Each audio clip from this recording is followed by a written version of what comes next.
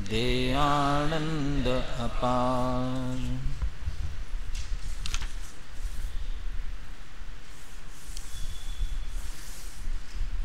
छठी सातवीं गाथा में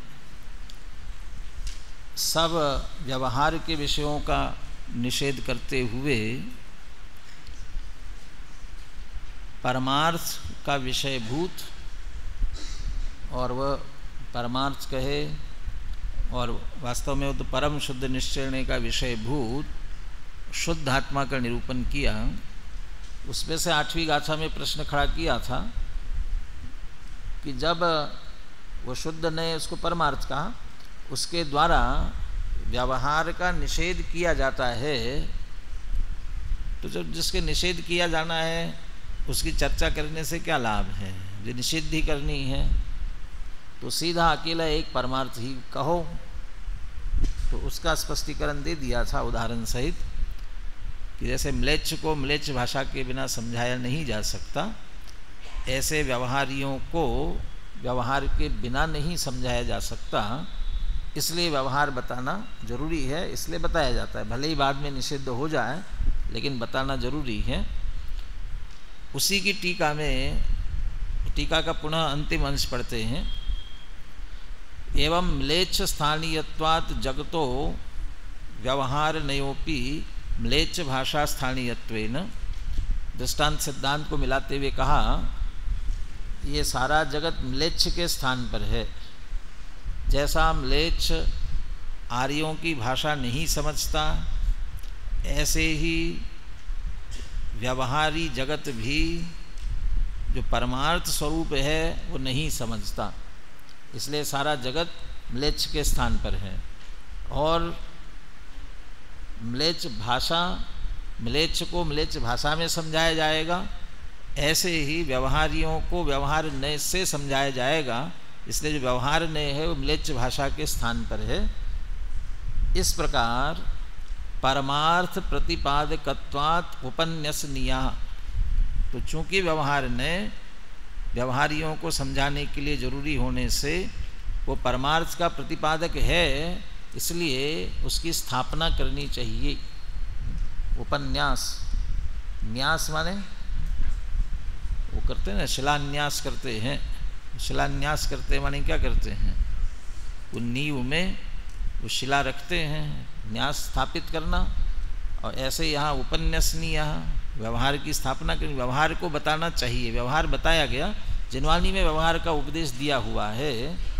अब इसके बाद एक सावधान किया था, जैसे रोड पर चलते चलते बीच बीच में साइन बोर्ड लगे होते हैं ना, और साइन बोर्ड पर सावधान क्या है, आगे स्पीड ब्रेकर आ रहे हैं या कदाचित ऐसा बहुत तेज मोड़ होता है ना, इसके बाद अंधा मोड़ आ रहा है, ये घाटी प्रारंभ हो रही है, जैसे सावधान करते हैं ताकि चलाने वाला सावधान हो जाए। वैसे यहाँ भी एक सावधान कर रहे, क्या सावधान कर रहे हैं? अथ च ब्राह्मण न म्लेच्छितव्या इति वचनात् व्यवहार नयो नानुसर्तव्या। वो ब्राह्मण म्लेच्छ को समझाने के लिए म्लेच्छ भाषा का आधार तो ले रहा है, लेकिन उसे स्वयं क्या नहीं हो जाना चाहिए? म्लेच्छ नहीं हो जाना चाहिए। वो जैसा म्लेच्छ है कौन? जो सदाचार का पालन नहीं करता है, सदाचार से जिसको कोई वास्ता नहीं है, सप्त व्यसनों में पारंगत होवे, वो उस तरीके से अब समझाते समझाते क्या वैसे हो जाना चाहिए क्या? वैसे ही कह रहे हैं, कदाचित व्यवहारियों को समझाने के लिए व्यवहार का आश्रय तो लिया जाए, लेकिन व्यवहार नय का अनुसरण नहीं करना है। व्यवहार नयो न अनुसर्तव्या, इस पर से ही अगला प्रश्न खड़ा कर रहे हैं। ये 11वीं गाथा का प्रश्न है, वो अंतिम अंश उसी को सीधा लेते हुए, ये दो है इसमें से। परमार्थ प्रतिपादकत्वात् उपन्यासनीय, ये जो कहा था, इसमें से 9वीं 10वीं गाथा की उत्थानिका खड़ी हो रही है। 9वीं 10वीं गाथा की उत्थानिका देखिए।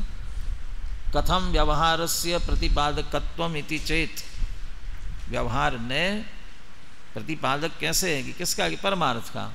व्यवहार और परमार्थ का प्रतिपादक कैसे है? ये 9वीं 10वीं गाथा में बताएंगे। और दूसरा, व्यवहारने का अनुसरण करना योग्य नहीं, ये आपने कहा था।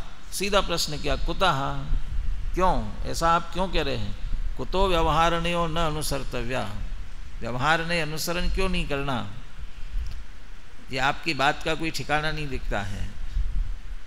कभी तो निषेध करते हो, और निषेध करने लग जाएं और हम कहे कि निषेध ही कर रहे हो तो छोड़ दो ना, अकेले परमार्थ ही बताओ, तो ये नहीं बताना चाहिए, वो बताना चाहिए, ऐसा उसे मुख्य करने लग जाते हैं। कहते उसका अनुसरण मत करो। तो ये क्या बात है? क्यों नहीं किया जाए अनुसरण? जब परमार्थ का प्रतिपादक है, और परमार्थ का प्रतिपादक होने से इसके पहले वाले 1 2 3 शब्द पढ़िए पिछली टीका के।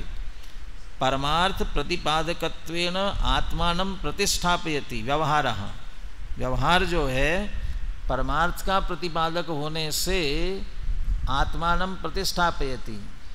यहाँ आत्मानं का अर्थ आत्मा नहीं है, या आत्मानं का अर्थ है अपने को। व्यवहार स्वयं को अच्छी तरह से स्थापित करता है। व्यवहार ने अपनी स्थापना की, मेरी बहुत ज़रूरत है, ये बताया परमार्थ के प्रतिपादन के लिए। मेरे बिना परमार्थ का प्रतिपादन नहीं कर सकोगे, इस रूप में व्यवहार ने अपनी स्थापना की। तो स्थापना तो कर दी, लेकिन आपने ये भी कहा था कि उसका अनुसरण मत करना, तो कुतः, क्यों, ये प्रश्न खड़ा किया और उसका उत्तर दे रहे 11वीं गाथा में। ये 11वीं गाथा भी जनागम की महत्वपूर्ण गाथाओं में है।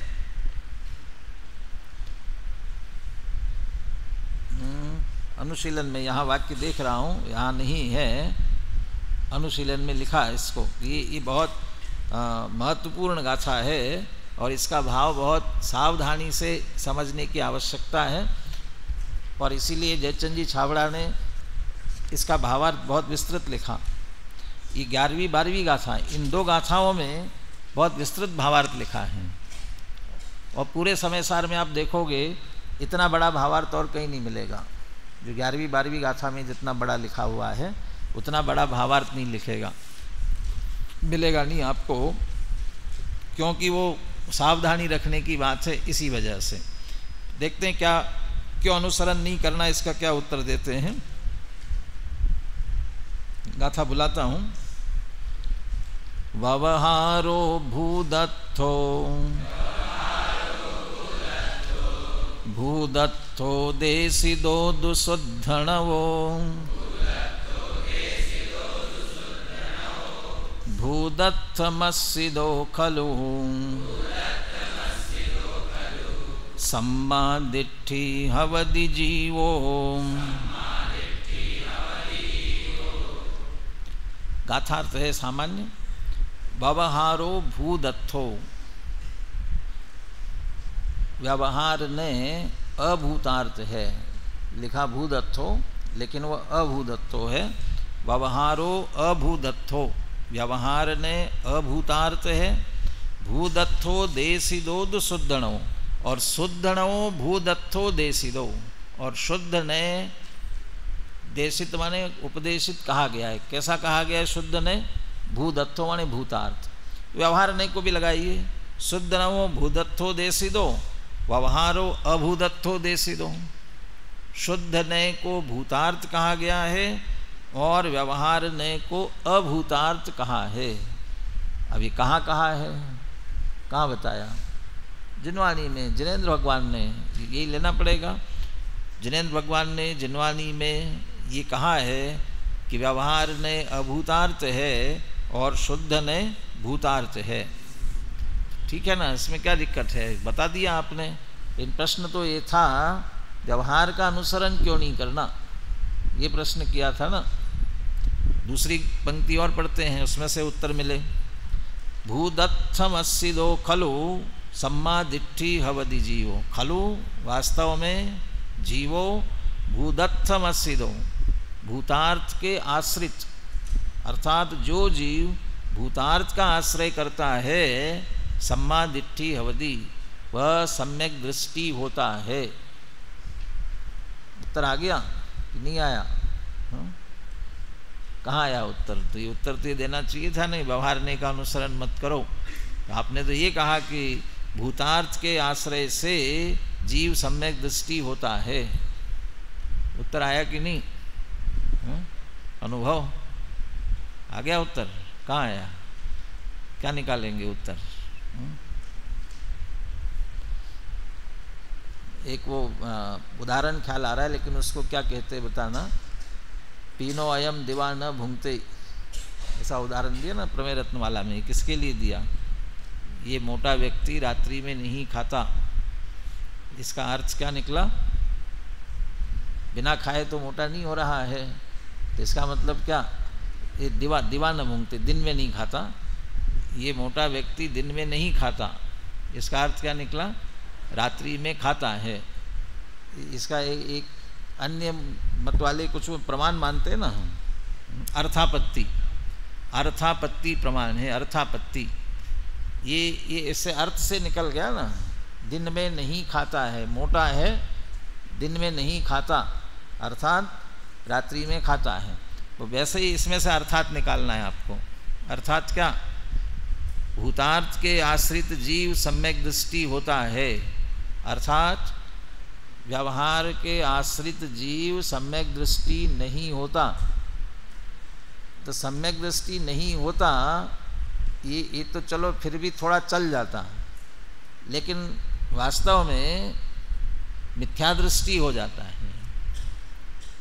जैसे भूतार्थ का आश्रय लेने पर जीव सम्यक दृष्टि होता है, वैसे अभूतार्थ का यदि आश्रय, अभूतार्थी व्यवहार ने, और उसका यदि आश्रय करता है तो मिथ्या दृष्टि होता है। तो अब सम्यक दृष्टि होना है कि मिथ्या दृष्टि होना है?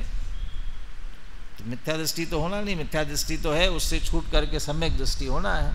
मिथ्या दृष्टि बने रहना है क्या? मिथ्या दृष्टि नहीं बने रहना है तो फिर मिथ्या व्यवहार के आश्रय से मिथ्या दृष्टि होता है, इसलिए कहते व्यवहार का आश्रय मत करो। बस ये उत्तर उसमें से निकला। इसलिए व्यवहार नय का अनुसरण नहीं करना। व्यवहार नय अभूतार्थ है, शुद्ध नय निश्चय नय भूतार्थ है। भूतार्थ अर्थात शुद्ध नय का जो आश्रय करेंगे, वास्तव में शुद्ध नय का नहीं, शुद्ध नय के विषय का, नय का आश्रय नहीं होता है। नय का आश्रय लेते हैं तो विकल्प ही रहेगा, इसलिए नय के विषय का, और नय के विषय का आश्रय लेने को ही शुद्ध नय का आश्रय कहते हैं। यदि उसका आश्रय लेते हैं तो सम्यक दृष्टि होते हैं, और उसका आश्रय न लेकर के व्यवहार का आश्रय लेते हैं तो मिथ्या दृष्टि होते हैं। टोडरमल जी ने बहुत स्पष्ट खुलासा किया इस बात का। उभयावासी के प्रकरण में आप पढ़ चुके हैं। दोनों कैसा कथन करते हैं ये कहते हुए, व्यवहार ने,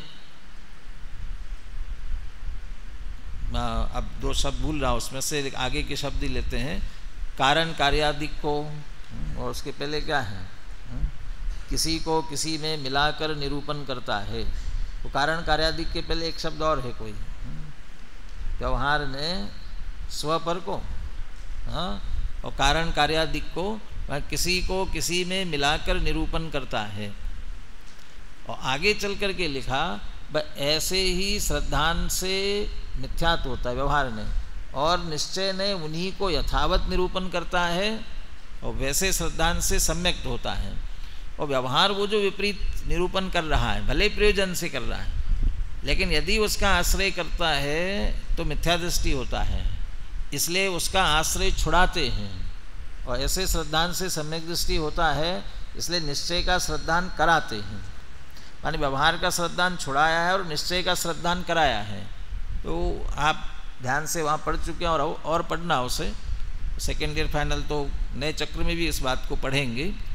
ये फिर प्रश्न खड़ा होता है कि उससे जब सम्यक मिथ्या दृष्टि हो रहे हैं तो उसका निरूपण ही क्यों करते हैं, जिनवानी में उसको स्थान क्यों मिला, वो सब विस्तार से वहाँ चर्चा ली गई है। ये भी प्रश्न खड़ा किया। आप तो कह रहे हैं कि इसलिए व्यवहार नय का अनुसरण मत करो, और शुद्ध नय के आश्रय से सम्यक दृष्टि होता है, इसका अर्थ शुद्ध नय का आश्रय करो। लेकिन जिनवानी में दोनों नयों का ग्रहण करने के लिए कहा है। ये एक नय का ग्रहण करेंगे तो एकांतवादी हो जाएंगे, दोनों नयों का ग्रहण करना कहा है। तो दोनों नयों के ग्रहण का भी बहुत अच्छा भाव दिया। दोनों नयों के ग्रहण का अर्थ, दोनों नय समान रूप से सम्यक है, यथार्थ है, ये दोनों नयों का ग्रहण नहीं है। निश्चय को तो जैसा निश्चय वैसा तो ग्रहण करना ही है, क्योंकि यथार्थ है, सत्यार्थ है। लेकिन व्यवहार के लिए क्या कहा? व्यवहार का ग्रहण यही है, व्यवहार से, उपचार से ऐसा कहा जा रहा है, वास्तव में ऐसा नहीं है, वास्तव में ऐसा नहीं है। उपचार से प्रयोजनवश ये कथन किया जा रहा है, ऐसा मानना माने ये यही मानना ही व्यवहार का मानना है।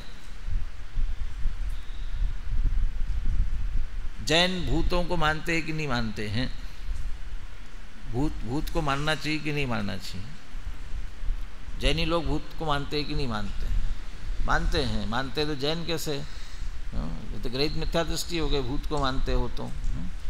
ये भूत को मानते हैं, लेकिन मानते क्या है ये तो समझो पहले, क्या मानते हैं?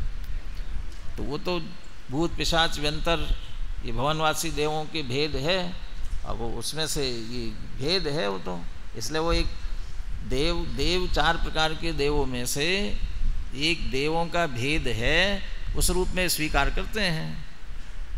लेकिन जैसे अन्य लोग भूत को मानते करते हैं, और वो जैसा जैसा कहता है यहाँ जाकर के पूजो, ये करो वो करो, वो वैसा मानना उसका ही नाम नहीं है, ये मानते जैसा है उसका स्वरूप वैसा स्वीकार करते हैं।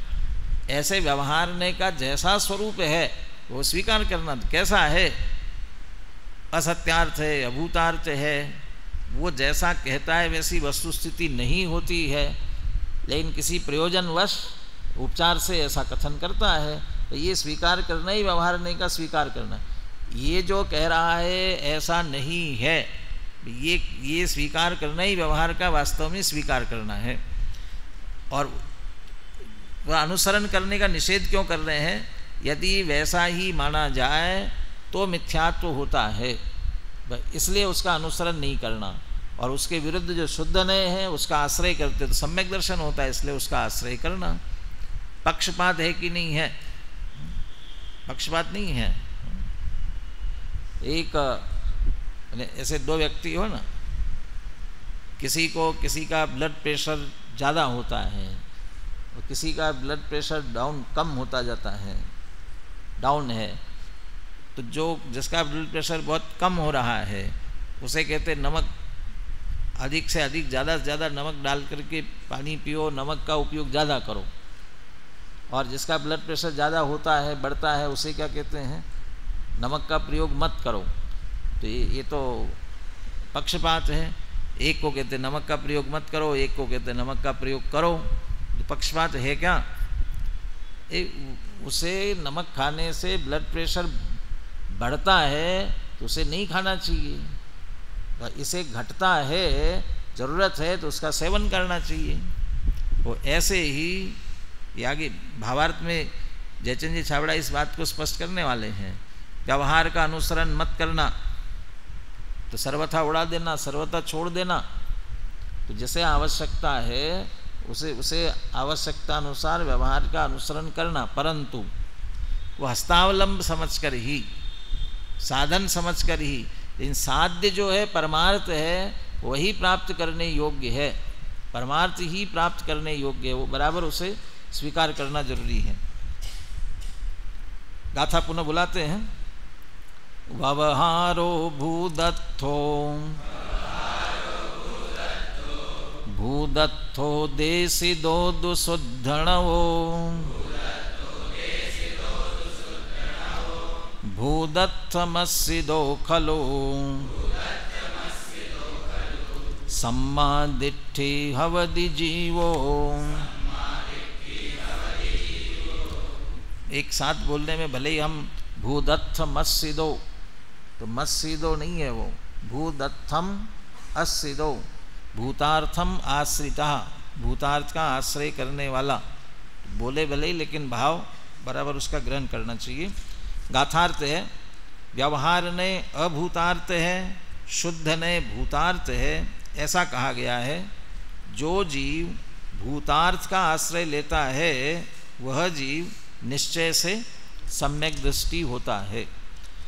बोलिए गाथा और पद्यानुवाद बोलिए।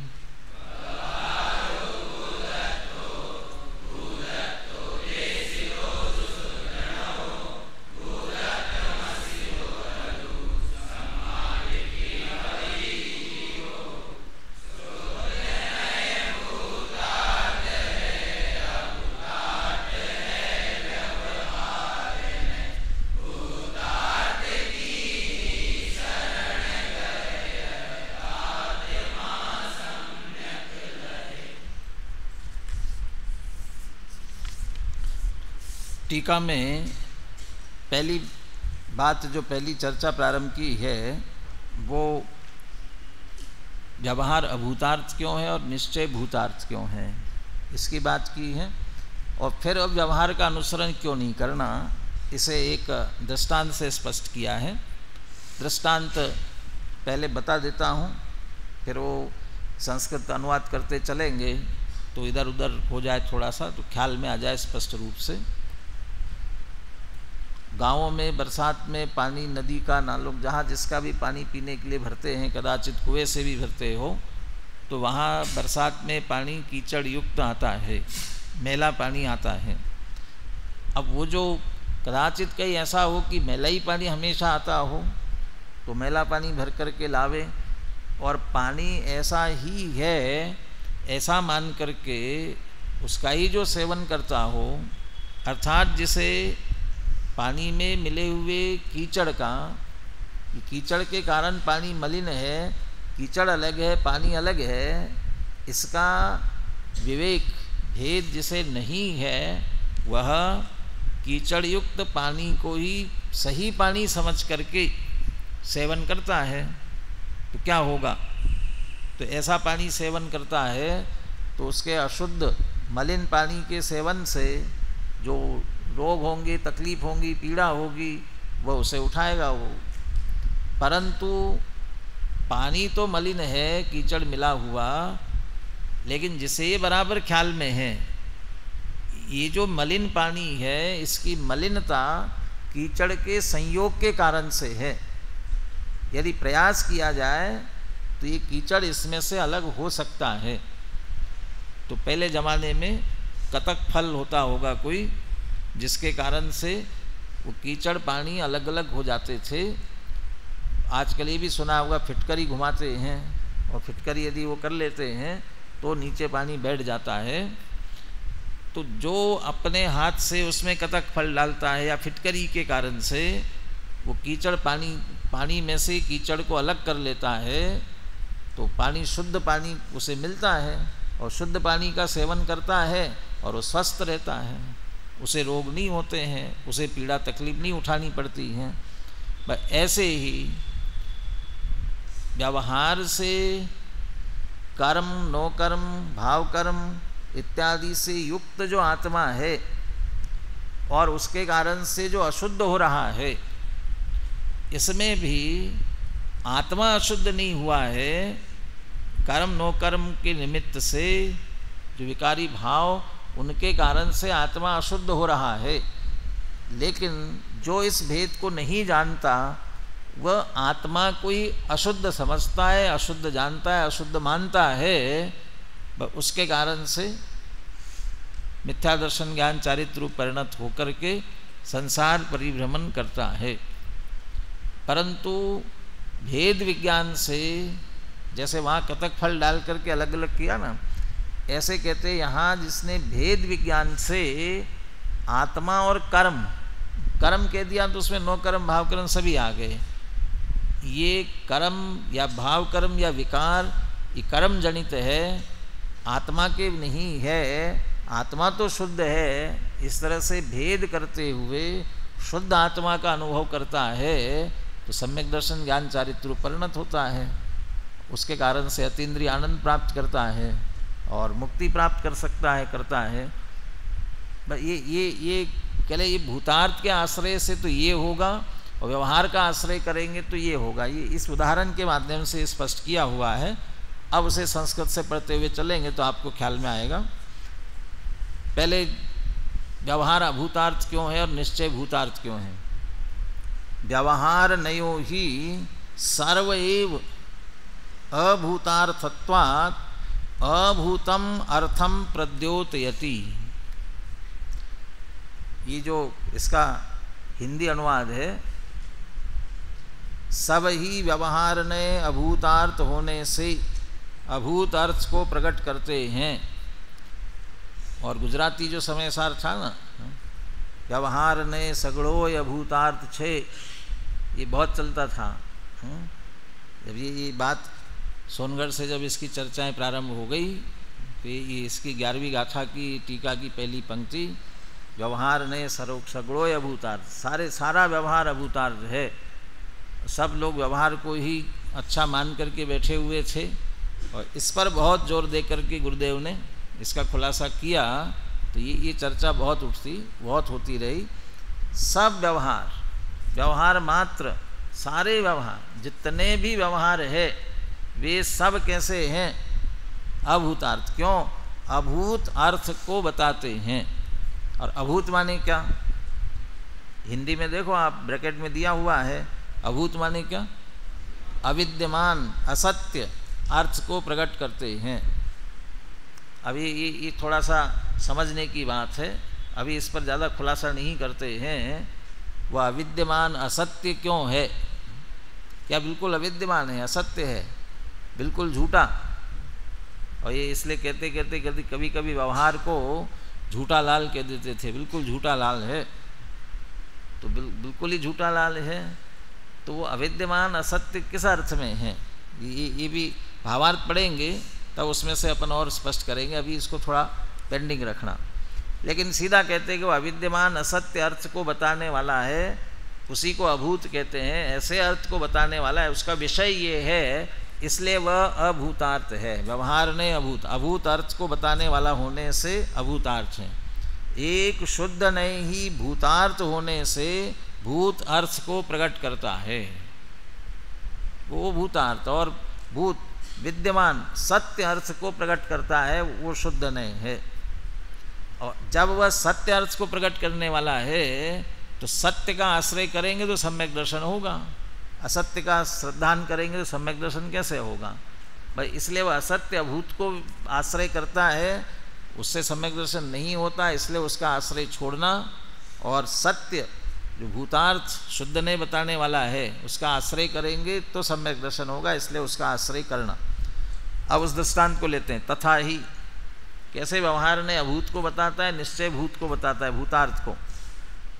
यथा प्रबल पंक संवलन तिरोहित सहज एक अच्छ भावस्य पैसा अनुभवितारः पुरुषा पंक पैसो विवेकम अकुर्वन्तः बहवः अनच्छमेव तद अनुभवन्ति।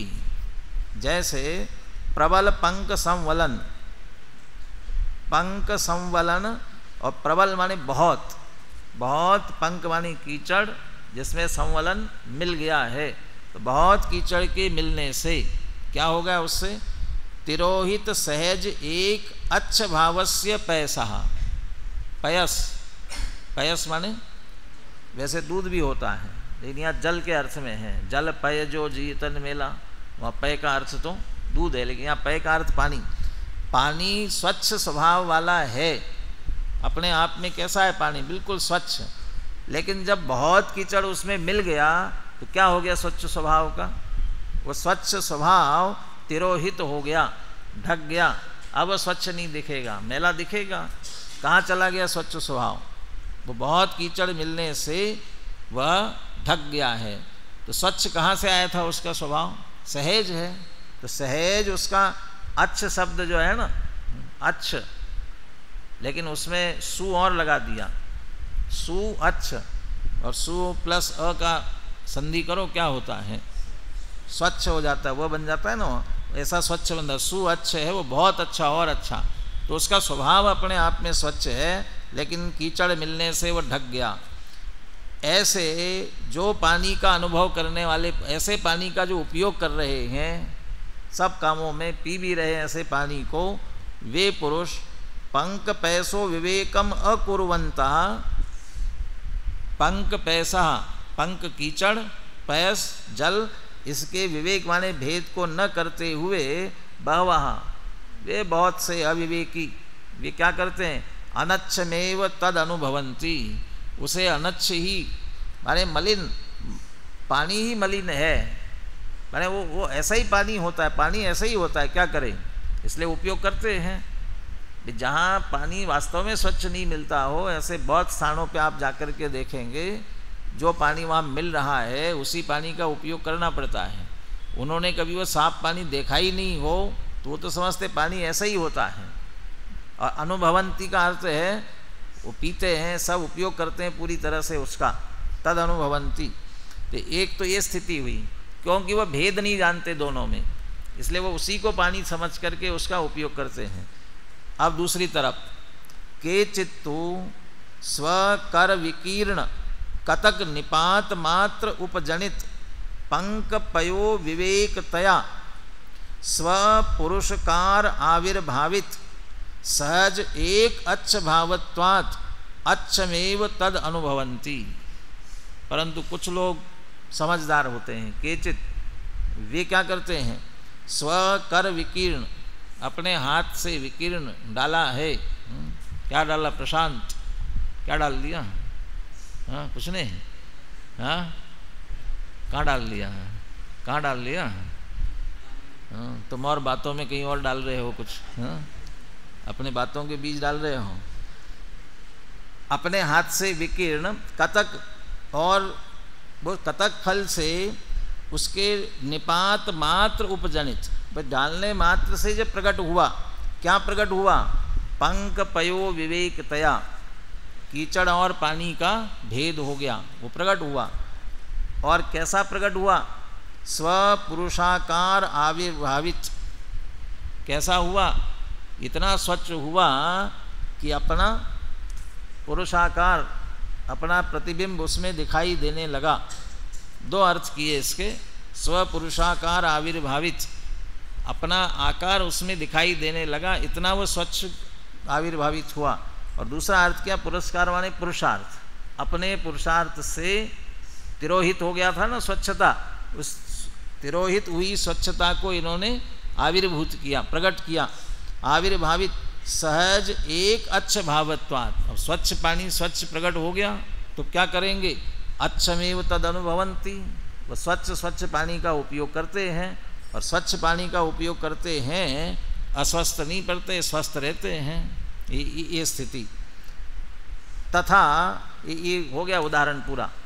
तथा प्रबल कर्म संवलन तिरोहित सहज एक ज्ञायक भावस्य आत्मना अनुभवितारः पुरुषा आत्मकर्मणो विवेकम अकुर्वन्तः व्यवहार विमोहित हृदयः प्रद्योतमान भाव वैश्वरूप्यम तम अनुभवन्ति। वैसे आत्मा की स्थिति क्या हो रही है? आत्मा भी प्रबल कर्म संवलन, प्रबल कर्म के मिलने से, अनादिकाल से कर्म बंधन सहित है, उससे क्या हुआ? तिरोहित सहज एक ज्ञायक भावस्य, है कैसा आत्मा? एक ज्ञायक भाव, ज्ञान मात्र। कैसा? जैसे सिद्ध भगवान के लिए हम कहते हैं ज्ञान शरीरी त्रिविध कर्ममल वर्जित सिद्ध महंता। ये जैसे वह प्रकट पर्याय में है, वह ऐसा ही अपना आत्मा भी वो ज्ञान शरीरी ही है वास्तव में, सब प्रकार के कर्मों से रहित ज्ञान शरीरी मात्र ही है। जैसे ज्ञायक भाव कह रहे हैं, समय सार शुद्ध आत्मा जहाँ कहा, द्रव्य कर्म भाव कर्म नो कर्म से रहित। आगे कलश आने वाला है, उसमें कहेंगे नित्यम कर्म कलंक पंक विकलो देव स्वयं शाश्वता। कर्म रूपी, कर्म कलंक रूपी पंक से रहित नित्य देव स्वयं शाश्वत, स्वयं ऐसा कर्म रूपी पंक से रहित ही है। ये स्वभाव, ऐसा वह ज्ञायक भाव स्वभाव है, परंतु क्या हो गया? तिरोहित हो गया, ढक गया। किसके कारण से? प्रबल कर्म संवलन, अनादिकाल के कर्म बंधन के कारण से वह स्वभाव उसका ढक गया है। और ऐसे आत्मना अनुभवितार, जिसका वो स्वभाव ढका हुआ है, ऐसे आत्मा का अनुभव करने वाले पुरुष वे आत्म कर्मणो विवेकम कुर्वन्ता। आत्मा और कर्म है भिन्न भिन्न। कर्म तो वास्तव में आत्मा को छू भी नहीं सकता, अबद्ध स्पृष्ट। ऐसा होते हुए भी वे आत्मा और कर्म का विवेक नहीं करने के कारण व्यवहार विमोहित हृदय वाले। तो आत्मा तो कर्म बंधन वाला ही है, कर्म बंधन के उदय से इसके मोह राग द्वेष के परिणाम हो रहे हैं, इसलिए तो मोही रागी द्वेषी है। ये शरीर वाला है, और जो भी विकारी भाव उसके हो रहे हैं, ऐसा ही उसे इसके व्यवहार विमोहित हृदय प्रद्योतमान भाव वैश्वरूपम, जो प्रकट हो रहे अनेक प्रकार के भाव, दो तरह से किसी चर्चा में अपन ने बात की थी, द्रव्य कर्म है दो रूपों में फलित होता है, एक तरफ भाव कर्म के रूप में और दूसरी तरफ नो कर्म के रूप में। भाव कर्म के रूप में फलित होता है तो मोह राग द्वेष ये परिणाम खड़े होते हैं, और मोह राग द्वेष का विस्तार करो तो क्रोध मान माया लोभ ये करते जाओ, कितने प्रकार के भाव, तो अनेक प्रकार के भाव, तो ये विश्व रूपता कह रहे, वैश्वरूप, प्रद्योतमान भाव वैश्वरूपम। और नौ कर्मों के रूप में लिया जाए तो जब तक कर्म सहित है, कर्मों का उदय है, तब तक 4 गतियों में 84 लाख योनियों में ये भटकता रहता है। इतनी अवस्थाएं हो गई ना, 84 लाख योनियों में 4 गतियों में ये जितनी हो रही है, ये सभी उसका वैश्व रूप है। तो ये आत्मा ऐसा ही है, आत्मा मनुष्य है, आत्मा तिर्यंच है, आत्मा रागी है, द्वेषी है, क्रोधी है, वो इसी रूप में उसका अनुभव करते हैं। तो ऐसा नहीं है क्या, ये व्यवहार से ऐसा कहा जाता है, आत्मा और कर्म के संयोग के कारण से ऐसा कहा जा रहा है। तो जो भेद नहीं कर पाते हैं वे उसका वैसा ही अनुभव करते हैं। अब दूसरे समझदार, भूतार्थ दर्शिनस्तु, वो जो था अनेक प्रकार कर्म के संयोग से मिलने वाली जो स्थितियां थी, व्यवहार वाली थी, और उससे ही जो विमोहित चित्त वाले हुए वह आत्मा को वैसा ही मानने लगे। अब भूतार्थ दर्शिनस्तु स्वमति निपातित शुद्ध नए अनुबोध मात्र उपजनित, उन्होंने अपनी बुद्धि से क्या डाला, शुद्ध नए का प्रयोग किया, और शुद्ध नए के प्रयोग के अनुबोध मात्र, उसके ज्ञान मात्र से, उस शुद्ध नए के मुख्य हो जाने मात्र से, उसके ज्ञान मात्र से उपजनित क्या हुआ, जब शुद्ध नए का प्रयोग होगा तो क्या होगा, आत्म कर्म विवेक तया, तो आत्मा और कर्म का भेद विज्ञान हुआ। शुद्ध नए से कर्म, नो कर्म, भाव कर्म सबके बीच में पड़ा हुआ होने पर भी उस शुद्ध नए से उन सबसे भिन्न शुद्ध आत्मा दिखाई देने लगा। उपजनित आत्म कर्म विवेकतया भेद के कारण स्वपुरुषकार आविर्भावित, कैसा प्रकट किया उसे, यहाँ पुरुष माने आत्मा, वहाँ पुरुषकार का अर्थ अपना चेहरा दिखाई देवे, वहाँ वो पुरुष कहलाता है। यहाँ पुरुषकार माने जैसा आत्मा है वैसा का वैसा आत्मा आविर्भावित हुआ, या आत्मा और कर्म का भेद जिन्होंने अपने पुरुषार्थ से प्रकट किया है, तो स्वपुरुषाकार आविर्भावित क्या प्रकट किया, सहज एक गायक भावत्वात्, वे तो अनुभव करते हैं हम तो एक गायक मात्र है। ये जितनी अनेकता दिखाई दे रही है, चाहे नर नारकादि की हो, चाहे मोह राग द्वेष की हो, ये सब कर्म की है, आत्मा की नहीं है। आत्मा तो सहज एक गायक भाव है। ये भेद किसके कारण से खड़ा हुआ, शुद्ध नए का प्रयोग करने से, शुद्ध नए के प्रयोग से। एक गायक भावत्वात् प्रद्योतमान एक गायक भाव, जो एक वह गायक भाव प्रकट हुआ, तम अनुभवंती, उसे अनुभव करते हैं। वे कौन, भूतार्थ दर्शिनस्तु, वे भूतार्थदर्शी। और कौन उसे अनेक रूप अनुभव करते हैं, व्यवहार विमोहित हृदय वाले। व्यवहार की दशा वैसी हो रही है, लेकिन जो वैसा ही अनुभव करते हैं तो वे यथार्थ अनुभव नहीं करते हैं, और इसीलिए वह संसार में परिभ्रमण करते हैं। उपसंहार करते हैं इसका, तदत्र ये भूतार्थम आश्रयन्ति तएव सम्यक पश्यन्तः सम्यक दृष्टया भवन्ति। तो जो भूतार्थ का आश्रय करते हैं वे ही यथार्थ देख रहे हैं कि वो सम्यक है, क्योंकि आत्मा वास्तव में शरीर वाला, कर्म वाला, राग द्वेष वाला हुआ नहीं है। आत्मा उससे भिन्न गायक भाव रूप है, और भूतार्थ वाले जो भूतार्थ का आश्रय कर रहे हैं वे उसे बराबर सम्यक देख रहे हैं। सम्यक, और ऐसा सम्यक पश्यन्ता देखते हुए सम्यक दृष्टया भवन्ति, वे तो सम्यक दृष्टि हो जाते हैं। न पुनरन्य, दूसरे तो नहीं हो पाते, जो व्यवहार में उमहित हो रहे हैं वे नहीं हो पाते हैं। तो नहीं हो पाते तो क्या होते हैं, मिथ्या दृष्टि रहते हैं। कतक स्थानीयत्वात् शुद्ध नयस्य, ये क्यों, क्योंकि शुद्ध नय कतक फल के स्थान पर है। जैसे वह समझदार व्यक्ति कीचड़ मिले हुए पानी में कतक फल का उपयोग करते हुए उसी मलिन पानी में से शुद्ध पानी निकालते हैं और उसका उपयोग करते हैं, ऐसे ही संसारी अज्ञानी मोही रागी द्वेषी ऐसे आत्मा में से ही शुद्ध नय का प्रयोग करते हुए कतक फल के स्थान पर शुद्ध नय कह रहे हैं। जैसे उन्होंने कतक फल डाल करके कीचड़ पानी अलग अलग किया, ऐसे ये शुद्ध नय का प्रयोग करके भिन्न जान लेते हैं। वहाँ ये उतना दृष्टांत में इतना अंतर समझना, वहाँ कतक फल डाला है तो उससे कीचड़ और पानी अलग अलग हुए हैं। यहाँ शुद्ध नय का प्रयोग करने से जैसे सिद्ध दशा में सब कर्म शरीर राग सब रहित हो गया, ऐसा वास्तव में हुआ नहीं, इसलिए अनुबोध मात्र लिखा है, ज्ञान मात्र। शुद्ध नय से उसका ज्ञान हुआ है, भेद विज्ञान हुआ है, और उस शुद्ध नय से वो भेद विज्ञान से उसके बीच में भी वो शुद्ध आत्मा दिखाई देने लगा है। वो इसलिए वो कतक फल की तरह शुद्ध नय का प्रयोग है। अतः प्रत्यग आत्मदर्शी भी, तो जिन्हें वो ऐसा प्रत्यग आत्मा दिखाई दे रहा है, क्या होता है प्रत्यग आत्मा? प्रत्यग आत्मा पर द्रव्य पर भाव और उनके निमित्त से होने वाले विकारी भावों से भी भिन्न।